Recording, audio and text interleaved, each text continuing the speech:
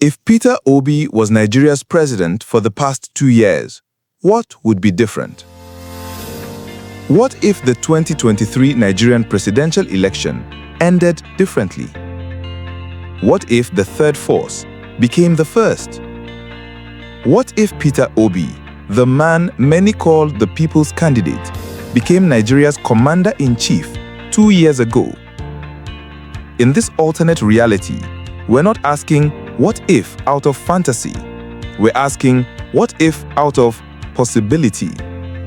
This is not about politics. It's about Nigeria. A wounded giant searching for a healer.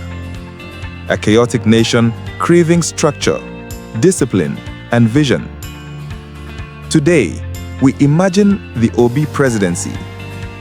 What would Nigeria look like if Peter Obi had been president in the last 2 years? The nation Obi would have inherited. Let's rewind to early 2023. Nigeria stood on a knife's edge. Inflation was choking households. The naira was unstable. Fuel subsidies had ballooned out of control. Corruption ate through the system like acid.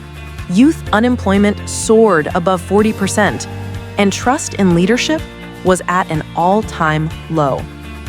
The 2023 elections offered 3 choices: a ruling party with baggage, an old challenger with power, and a third force, Peter Obi, with hope. Though he lost officially, millions believed he won morally.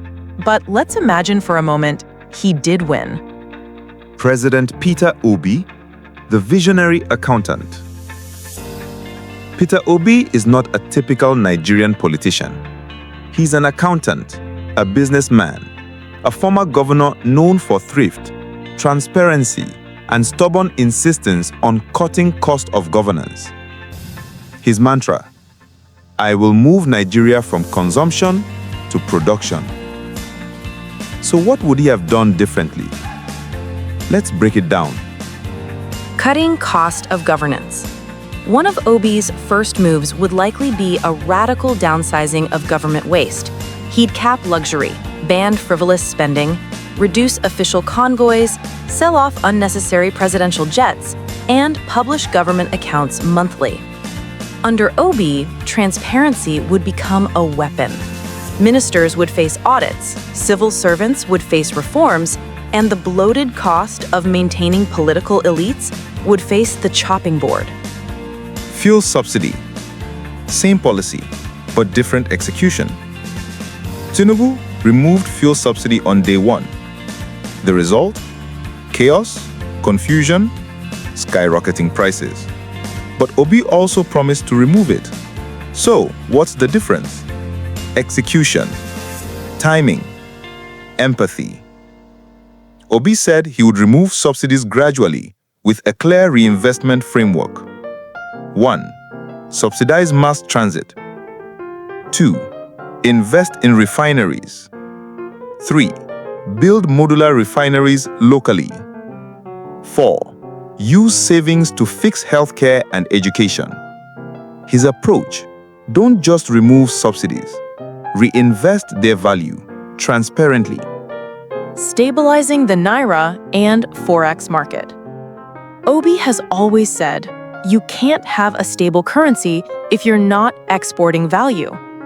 While Tinubu floated the naira in a messy freefall, Obi would likely open up non-oil export channels, incentivize diaspora remittances through official channels, digitize the forex market for traceability, invest in SME productivity to boost export earnings. His presidency would focus less on dollar bailouts and more on naira productivity. Education, skills, and youth investment. Obi calls education the biggest investment a nation can make. Under his leadership, it's likely ASUU strikes would be resolved through structured funding. Technical and vocational education would become priority. Startup funds for youth entrepreneurs would be created. NYSC may be restructured into Skill Acquisition Corp. He understands you can't grow a country if your youth have no future? Agriculture and local production. Obi would likely launch a green revolution, provide farmers with mechanized tools, storage, and market access. Turn agriculture into a business, not just survival. Export local goods like palm oil, cassava, yam flour, cocoa. Promote made-in-Nigeria manufacturing aggressively. He'd run the economy like a boardroom. Input, output, ROI. Health and human capital. Obi repeatedly criticized medical tourism. He would likely ban government-paid foreign medical trips, upgrade primary healthcare across all 774 LGAs, incentivize Nigerian doctors abroad to return, and build a national health data system for planning. Because for Obi, a sick nation cannot be a productive one. Rule of law, police, and institutional reform. Peter Obi often says, you can't attract investors if your institutions are weak. He would likely push for police reform and decentralization, digitize the justice system for speed, strengthen anti-corruption institutions without interference, and publish procurement and contract records. He believes strong institutions make for a strong economy. The challenges he would have faced. But let's not pretend Obi's presidency wouldn't be easy. The political elite would resist. The civil service would fight back. Oil cabals, smugglers, and foreign interests would destabilize.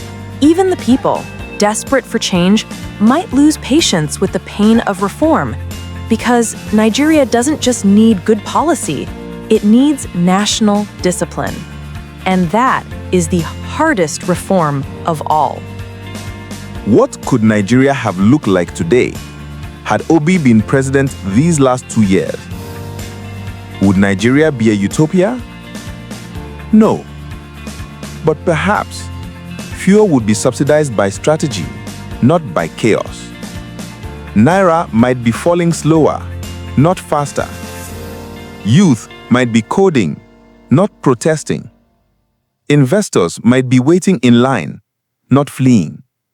And trust in leadership, in the process, might be growing. We may not have reached the promised land, but perhaps we're facing the right direction.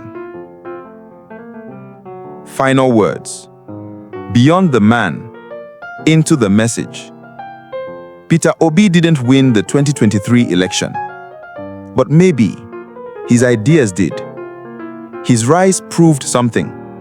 That Nigerians are ready to vote with their minds, that a new political consciousness is here, and that someday, competence may finally win over connection.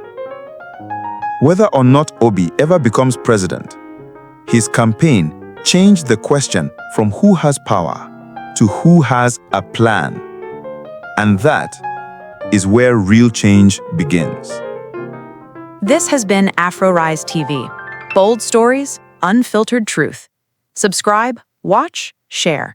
Because imagining a better Nigeria is the first step to building it.